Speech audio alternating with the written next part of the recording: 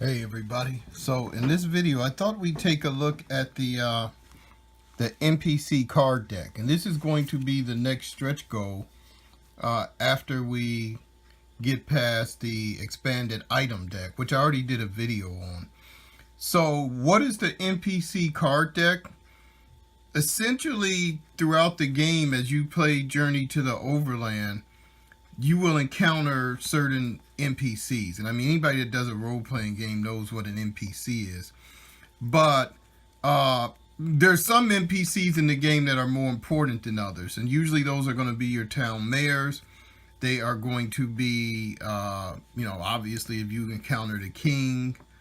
And there's a few others, like if you're trying to get a weapon of power.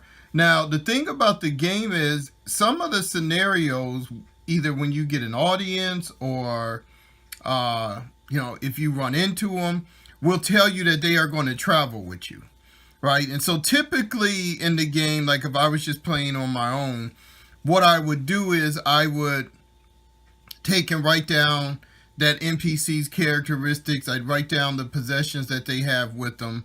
And so while they're traveling with me or traveling with my character, I have that information available. But that is why I decided to do the NPC card deck. And so essentially what the NPC card deck does is it pulls the most important characters and NPCs out of the game, and I've put them on some cards.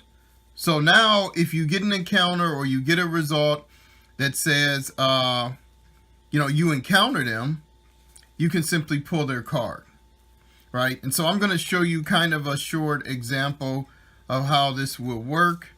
So 1 second, be right back. Okay, so I'm on the page with the hunters, and you have to excuse my copy of the book. This is real dog-eared and marked up. I've been using this just not for gaming, but just for editing and a lot of the changes that I'm going through.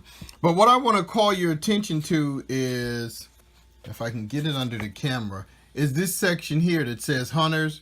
It says you've encountered 3 hunter. It gives you what they're carrying, and then essentially I think that you resolve an attack. They resolve an attack against you. Well, what we have here now is the NPC card for the hunters.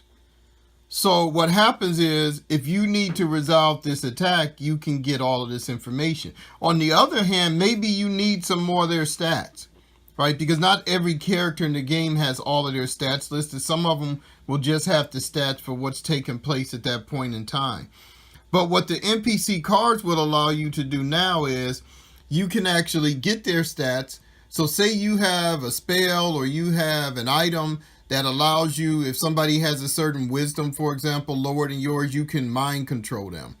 Well, the NPC card now gives you their wisdom. Whereas normally if you were to just get this result, you would have to roll and say, okay, well, let me roll and see what their wisdom is, if this would work. And that's mentioned in the rules. So you can see there, it's a lot more convenient when you have the NPC card deck.